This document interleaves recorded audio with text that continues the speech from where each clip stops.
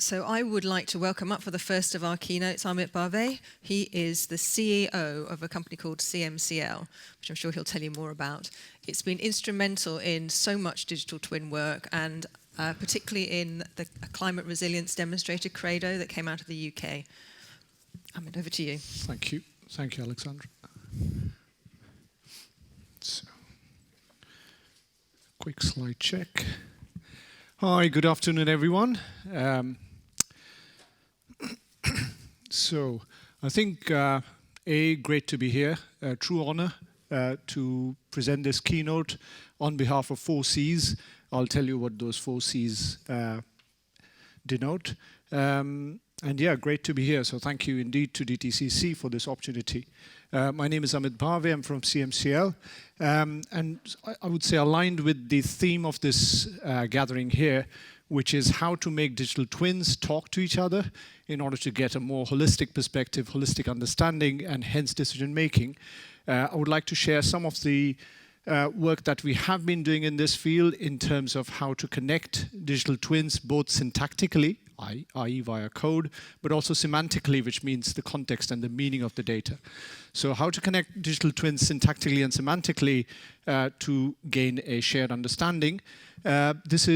I will also present a few use cases. These are powered by the concept that we call as the world of tar.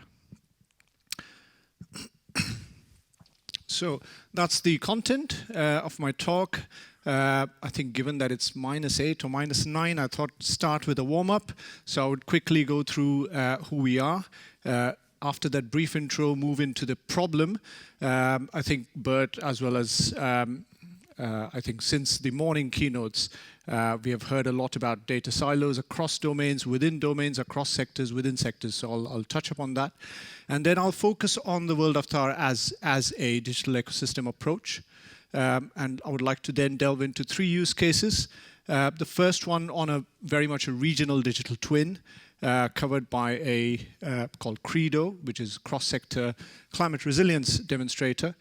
The second one on the issues of data sharing. So we heard a lot about trust, provenance, security, and sovereignty of data, and how to do that across industrial sectors. So I would like to cover DOME 4.0 as the second use case. And the third one in buildings and energy. Of course, having realized and being at sessions this morning, I would like to just touch upon the third use case because I think you guys know it all on the use case 3. And finally, summary at the end. So, quick thing on who we are. We are CMCL. These 4 letters stand for Computational Modeling Cambridge Limited. We were spun out from Cambridge University about 16 years back. We are fully organic, zero-debt company. Our offering is the world of tar as a digital ecosystem and use cases powered by the world of tar. The mission is simple. The task is complex and difficult, which is to enable cross-domain or cross-sector interoperability. We do this via our team at CMCL, combined with our distributors around the world, as well as our sister or daughter company in Germany called CMPG. Just a very quick recap. We started existence as a software house, developed very detailed physics models, chemistry models, combined that with when that was called statistics and was fashionable then, and machine learning now. I would say we realized that, of course, we can be experts in certain domains, in this case, looking at trucks and how to make them more fuel efficient or reduce the emission footprint, or looking at carbon capture and storage, etc. But really to bring true impact on our customers at the end, we need to develop a connected mindset. And this is what has been sort of a step change in our operations from, if you look at us 6 years back and now. And with that connected mindset comes this concept of the world of tar, which I'll cover it in the next section of the talk. So just to share some thoughts and share, these are my colleagues who represent quite a few areas in terms of strategy, commerce, law, science, and technology for the company. We are a small company, 17 people. We are diverse, so we speak 8 programming languages, and we speak 11 natural languages.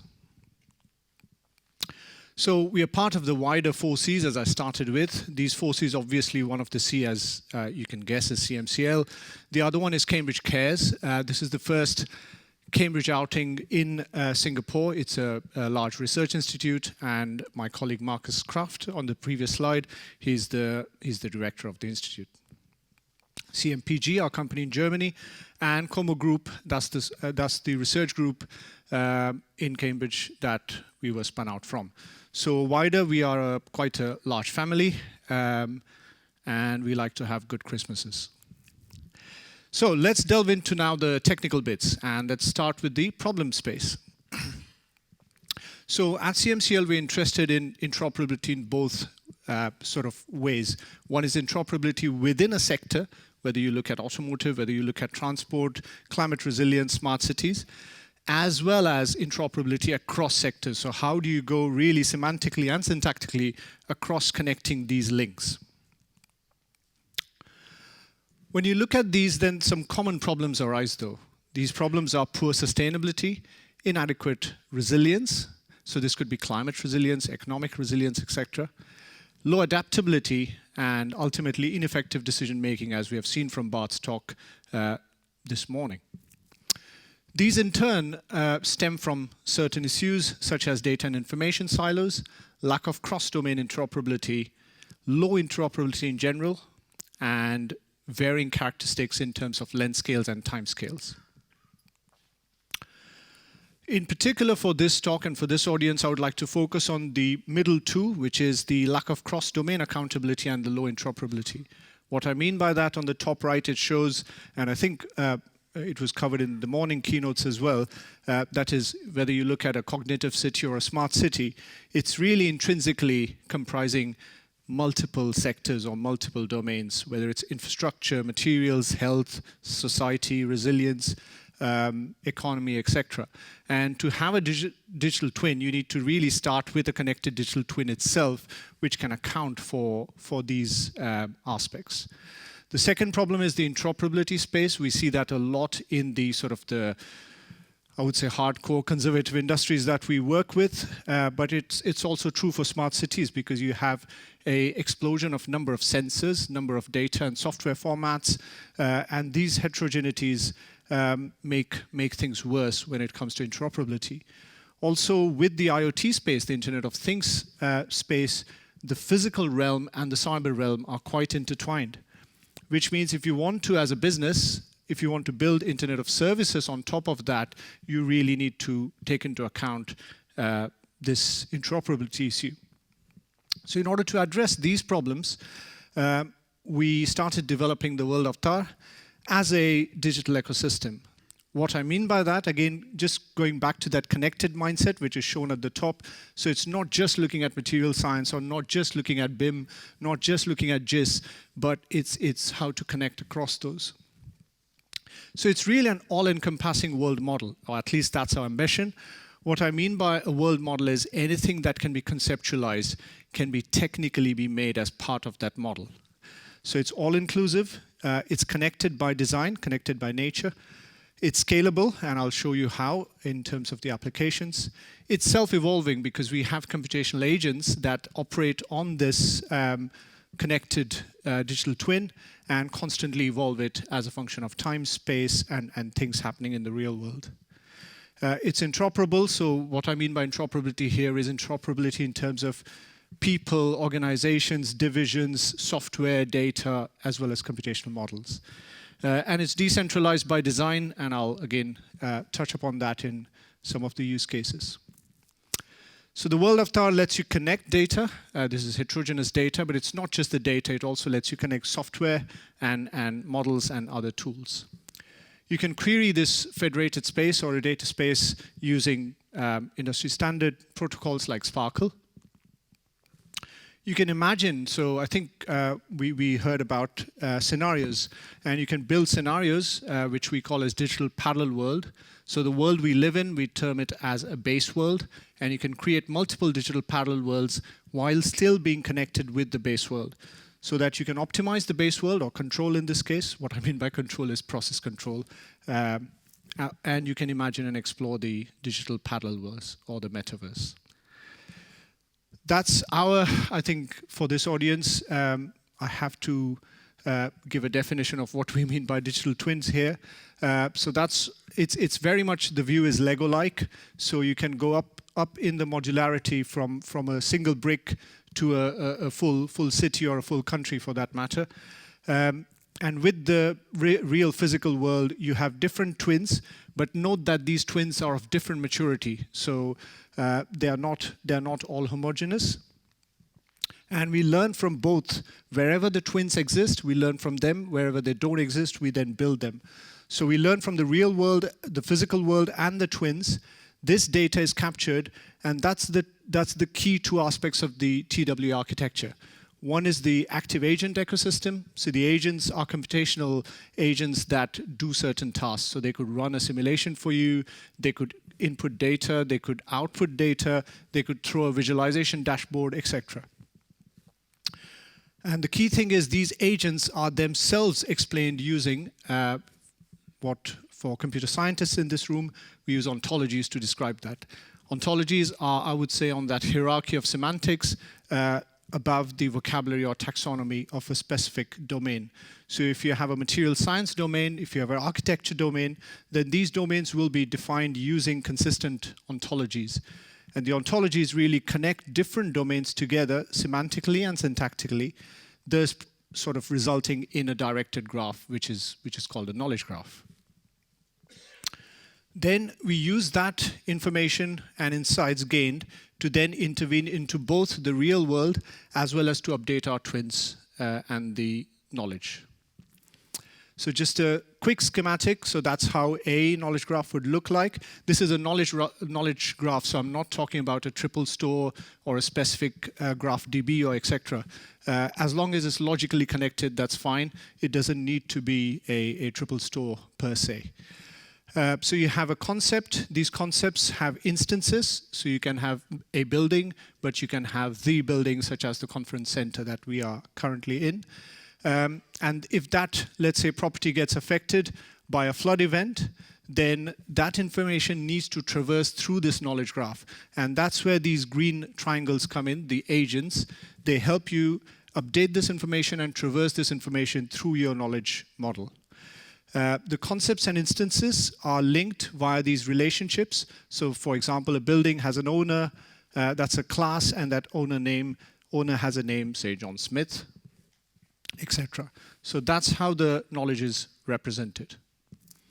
You can access the TW or the World Avatar via a Android. In this case, we have started working with Android only at the moment, but you can have, this is for a Pirmasens, which is a German mid-sized city, where we are developing access to public toilets, etc., and done this via that app and the knowledge graph. The middle one will be discussed in more detail, called Credo, a showcase, but this could be in the form of a web portal, or it could be a web app. So just three unique, I would say, value points of this development and how we differentiate ourselves. The first one is the distributed data architecture. This is quite important because we are not just dealing with open data. We are dealing with extremely confidential, highly sensitive data from the industry. And we need to have the right access rights in place, as well as distributed data structures in place, because many a time, not every time, but many a time, industrial sectors are reluctant for their data to leave their sort of circle of control. This will be defined in the Showcase 1. In the Showcase 2, you see again those triangles coming up, and what they help is in really developing the derivation framework. What I mean by that is once the information in the outside world is changing, how to update your knowledge base based on that information, except this needs to be done autonomously and not manually, because the scale and the complexity is too big.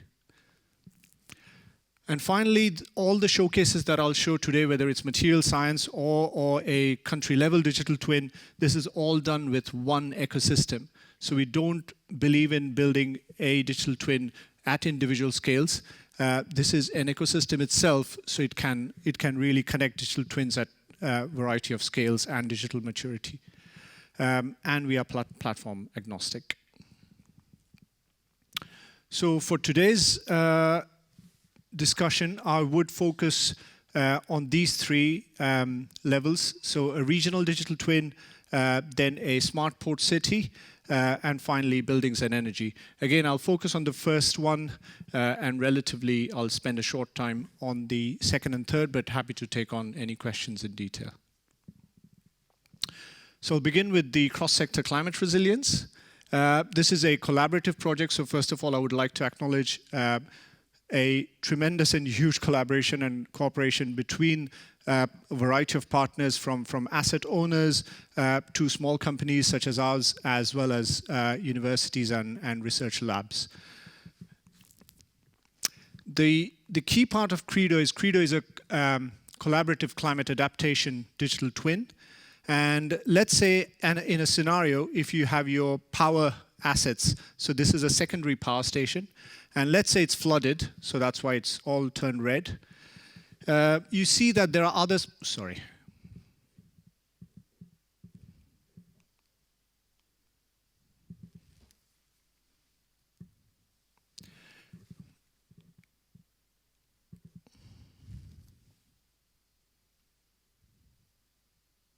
Okay. So sorry about that. So you see that there are other sectors, for example, the telecom sector, so these are mobile mass or telecom exchange, or the sewage and the potable water, as well as healthcare system. They critically depend on this energy. So if there is a failure in the energy sector, this failure can have a knock-on effect on the assets in other sectors. So when, for example, a telecom company builds their climate resilience, they cannot just think of their sector and their interoperability. They have to think of the dependencies on other sectors as well. And this is really the cascade of failures from one industry to the other, is what was being investigated in Credo. So for example, if you're a water asset owner, you will see all your assets being failed as a result of the flood. If it's just the power asset owner, then for them, as well as for the communications. But if you have a true system-wide understanding due to shared data, then you can build resilience across the system using a system of systems or a network of networks approach. And this is exactly what was done in Credo. You can play with the digital twin. It's available on the DT or the Digital Twin Hub. What you can see here is again a geospatial area in the UK. Again, the model is applicable to any geospatially anywhere. Three types of flooding: fluvial, pluvial, and coastal. You see the data represented there. And then you see different assets. This is, by the way, synthetic data, because of course I can't show the real data out in the public domain. You can see red rings across different assets. So these assets could be mobile masts, these could be telecom towers, these could be secondary and primary power stations, etc. So in this connected digital twin, you have all those assets which have a primary cause of failure due to flooding. But notice that we have the business logic and the operational logic connected, so you know which asset from which sector is connected to the other one. So with that, you can zoom onto one asset, and then you can get all the details about how much cost will it require to replace that asset, or to build resilience, to build backups, etc. What is the criticality? What is the connectivity of that asset with other assets? For example, in this case, there were two hospitals here, two NHS hospitals. One had a primary failure due to flooding, but this hospital got failed in terms of its power because it depended on this primary substation. So from this knowledge graph, we quickly find that if we build resilience across or around this primary substation, then the probability of having these two hospitals still operational and functional is much higher. So it really builds investment cases for climate resilience. You can also say, okay, my site has been compromised. How do I access this site? Whether I access it with an ambulance, or if the flood level is higher, do I take a truck, or do I have an amphibious vehicle? So for that, what we had to do, and this is where that distributed architecture comes into play, because then we had the road sector and the transportation sector connected to the digital twin. So now it's not just power, water, healthcare, etc. It's also including the transport data. So you can connect different sector data syntactically and semantically.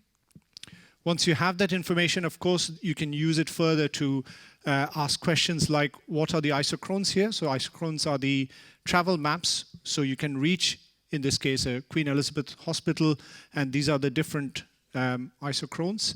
And you can see which part is affected with by flood, and is there any part of the population that is completely unreachable.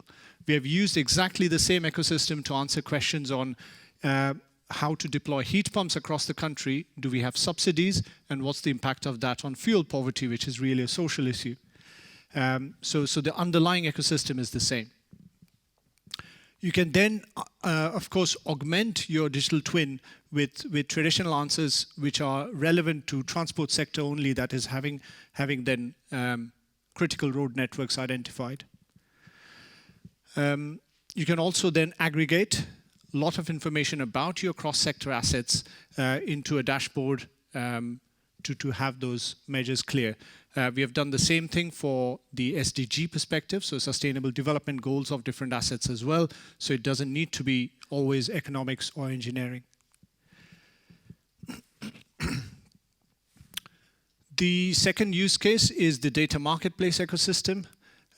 This comes under the name DOME 4.0, so CMCL is coordinating this project, and again, first of all, to acknowledge the partners and their contributions. What we are trying here is to develop a digital marketplace ecosystem for data, and this is industrial data, so B2B data, with data owners and consumers, or prosumers and providers, as well as digital service providers. And we do this via 9 B2B industrial showcases. We are also monitoring the actionability of the data that is through the fairness, so making it findable, accessible, interoperable, and reusable. One of the showcases, this is led by CMCL, there was a recent article in terms of cruise ships polluting UK coast as they ignore greener power options. So in order to tackle into this problem, we looked at the actual port, the actual ship data, and from this sort of physical data, this is thrown into that digital realm where you have to look at your weather as a function of time and space through onto CityGML. We looked at the architectural setup and built environment. Then tracking the actual ships. So this is the AIS data that we track. But then we also track what's the fuel in the ship, what are the different loads. Is it natural gas fuel? Is it gas oil? Is it heavy fuel oil? Is it hydrogen, etc. And then combine that with third-party commercial software. So this is really the case of interoperability between data and software. You can have this complete domain mapped out through ontologies. Remember in the morning we said that every expert has their own way of describing their domain. And we really live and work with that. So all these individual things, so whether it's built environment or whether it's weather, so the weather scientists, they describe weather domain as they should, and marine scientists look at ships, for example. But the beauty of ontologies is you can map between and you can let the experts really connect. This example here is for the Singapore harbor, but I'll also show you the Southampton results. But once you have these agents in place and the ontologies in place, then you can use Knowledge Graph to basically deploy a virtual sensor to get air quality measures. This is how it looks like for Port of Southampton, and we're also then looking at Portsmouth. You see the air quality maps. Again, this is interoperability between various data sources and 2 or 3 pieces of software, both commercial as well as open source. When you go on to sort of individual ship locations, so that's the cruise ship, you see the metadata on that asset. And then you can run scenarios, for example, but connected with the live information that, depending on the weather of the day, weather on that day, and depending on geospatially where you are, it gives you both the particulates, so PM 2.5, PM 10, as well as the gas phase emissions, and thereby the air quality. The last one, as I said, I'll just whiz through this because this has been covered in quite detail this morning and in parallel sessions. But this is sort of the conventional digital twin, so LOD2, LOD3 level, having a building stock model. And then the question is really how to augment it with additional information, whether it's to do with sustainable development goals, circularity, or other social issues around people. In this case, the agents come in, and I'll just give you two quick examples of how the agents can wrap around existing pieces of software, technology, or know-how. In this case, we wrap around the city energy analyst and retrieve the data on building geometry, building usage, weather, and terrain, and then build scenarios on heating demands as well as what renewable energy installations can be made to meet that demand. Again, I'll whiz through this, so I won't have to go through details. But essentially, what you see here is the demand and the CO2 footprint. This is just for the heating, and then equivalent on solar installations. What are the potential scenarios? So the reason I wanted this is when we go to the industry, when we work with them, we do get to know that years and years and investments have been spent on really tweaking and optimizing the model, so there's no point in reinventing the wheel. With this approach, what we essentially are doing are letting those models or those data sets run and really connecting the know-how. And one example on the heat generation as well, on the district heating side, again, the agent was captured. So here the goal is not to develop the best machine learning model because there are scores in this world, but it was to connect across different machine learning models and data sets and software to enable basically the final optimization, which is OPEX reduction and CO2 reduction. This was done in city of Pirmasens, and the data is collected over a span of 24 months. So hopefully I've demonstrated some value of enabling cross-domain interoperability to develop a shared understanding.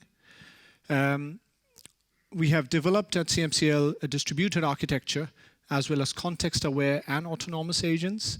And these have been used for quite a few use cases. I've shared 3 of them, which are powered by the World of Tar. And as a digital ecosystem, it's a live ecosystem, so it evolves in time as the information cascades through Knowledge Graph. We publish quite a lot, so everything presented here when it's part of a public project is all in the public domain, including the code on GitHub.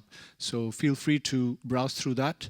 And with that connected mindset, I would also like to thank our customers, collaborators, sponsors, distributors, and employees, both past and present.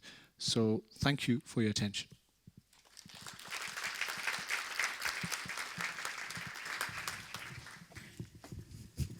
Thank you so much.